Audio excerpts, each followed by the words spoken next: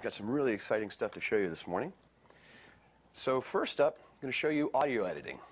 So in both the project and event views, we can now show audio waveforms. And you'll notice the audio waveforms are color-coded, so it's really easy to see those portions of the audio which are approaching the peak, and they even show up in red if the level is too high. Come back up here into the project, play back this clip. The audio is a little bit low. If I want to turn it up, all I have to do is grab the line here, and as I turn it up, you notice the audio waveforms actually adjust in real time as I move this. I can actually grab the control at the beginning to do a fade in, and you'll actually see that the audio waveform shows that fade in. It's all done live. We'll go ahead and play this back. Fades in, gets a little bit louder.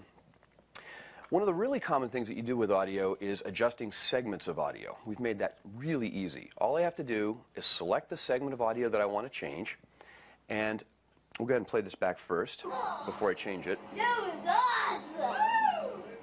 You can see that's pretty loud. If I take this segment and move it, you'll notice that just that segment gets turned up and down, and the color shows what's going on with the audio. I can also do a fade by just dragging the fade handle here. So if I go ahead and play this back, it gets quiet in just the segment where we've adjusted. So really, really easy to make changes to audio levels. In iMovie09, we introduced video effects. Well, in iMovie11, we've now got audio effects. I bring up my inspector, and when I click on the audio effect button, it's going to play back the clip, and all I have to do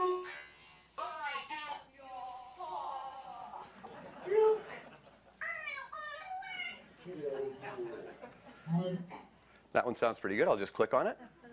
You get a nice preview of that. We'll go ahead and play that back. Single click, I get to make changes like that. We think people are going to have a lot of fun with this. Switch over to a different project here. We'll show you something we call one-step effects. Let's go ahead and play back this clip here. We've got some nice double jump on with these bicycles here. And it'd be really nice if we did an instant replay on this. So what I'm going to do is I'm just going to select a segment here where they're jumping in the air. And then I'm going to come up to the clip menu, and I'm going to choose Instant Replay and choose the speed that I want, 50%. And what iMovie is going to do is it's going to take that segment that I had selected, repeat it, apply a 50% speed to it, and then put an Instant Replay title onto it, all in a single step. Let's go look at this next clip. Some more nice jumps there. This one right here, where he jumps in the air, it'd be really nice to highlight this jump here. I'm just going to select back from that, come up to the clip menu, and this time I'm going to choose Flash and Hold Last Frame. When I do that, iMovie is going to go ahead and put in a fade through white transition, and then it puts in a still frame from that last frame with a Ken Burns effect on it, and then back into the moving video. So let's go ahead and take a look at that now.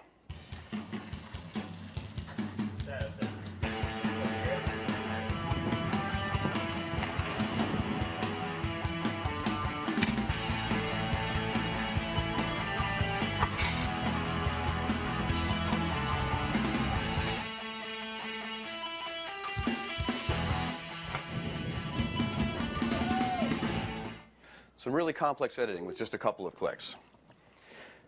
So next thing I want to show you is movie trailers. When I bring down the new project dialog, in addition to the themes that we've had before, we now have 15 movie trailers.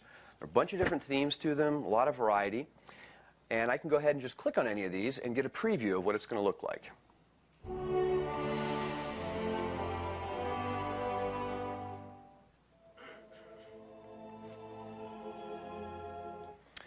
So you get a nice preview there. I'll go ahead and choose 24 frames per second. That's actually also a new feature. We'll hit Create, and I'll switch over to this whitewater rafting footage that we have. So some nice looking footage that was shot. I'll go ahead and play back a little. It's some nice footage, but let's turn it into really amazing footage. So the way we're going to do that, we start out in our outline view. And this is where we put in the basic information about our trailer. We get to put in a name, so I'm going to go ahead and type in a name, and you notice that it's updating live over there in the viewer. We'll go ahead and give it a date, and then we fill in the cast. And Several of the trailers you can adjust from 2 to 6 cast members. This one we've got set for 4. We'll go ahead and type in. We had 4 people on this trip. We've got Linda, we've got Nicholas, we have Stephanie, and we had Damien. And we'll set the gender here to male. And now we have where we can go in and put in a studio logo. You can change the name of the studio that you want. And then we have 5 different studio logos. Go ahead and choose this sun rays through the clouds, really nice looking one. And then we have credits that come up. And you get to fill in all the different parts of the credits. It pulls the name out of your address book, so it's pulled my name out of here. I think that's good. We'll leave that there. Go over to the storyboard now. Now on the storyboard tab, I actually get to see how the trailer goes together. And we have these nice moving animatics that go in with all the text. And I can use this to see the pacing and the timing before I've actually even started to put it together. Let's go ahead and just take a little look.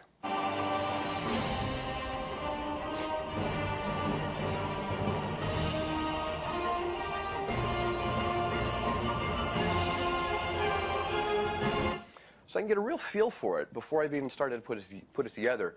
You'll also notice the music. We've got, actually, for all 15 of these trailers, we have new original scores that were put together, and a number of them were actually done. We went to London, to Abbey Road Studios, and had the London Symphony Orchestra record the original pieces for these. So you get to have a full symphony behind your movies. It's pretty amazing. So let's scroll back up to the top here, and let's go ahead and just make this trailer. We're going to make this start to finish.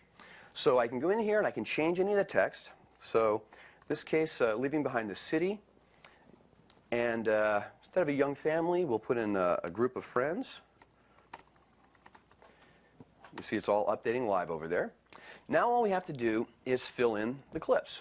So what I do is I just come down here and skim to any point and just click on the beginning of a clip I'd like to put in. Puts it up into my trailer.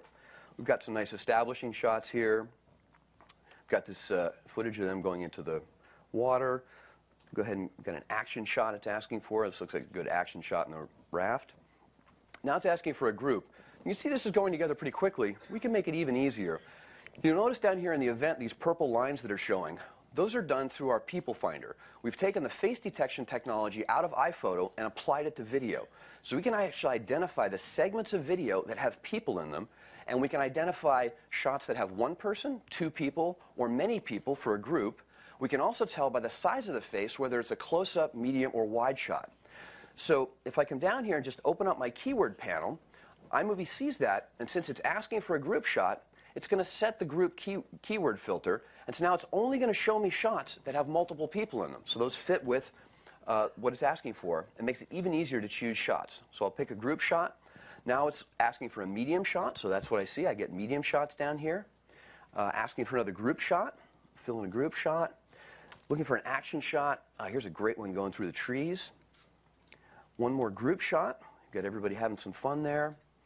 Now it's telling me that this one's going to have a slow motion applied to it. So let's see. We've got somebody going in the water there. That'll look really good in slow motion. Now it's asking for a close-up shot of Linda. You notice that it's shown me just close-up shots down here. So it makes it really easy to pick out a shot. Now it's asking for Nicholas. Looks like we don't have a close-up shot of Nicholas, so I'll go ahead and add a 1-person keyword so we can find shots with a single person. And there we go. There's a shot of Nicholas. Pulls up for me. And let's see. Here's a shot of Stephanie. And then we need a shot of Damien there. And one more group shot. There's a nice shot of the group. Another action shot that we're looking for. And I'll go ahead and turn off the 1-person keyword there so we can get a nice action shot. Here's somebody going in the water. That'll be a great action shot. One more group shot here, and we're just about done. Then we'll go ahead, and I'm just going to pick out one more action shot in here, a nice action shot. And there we are. We're done. So let me go ahead and play this back full screen and have a look.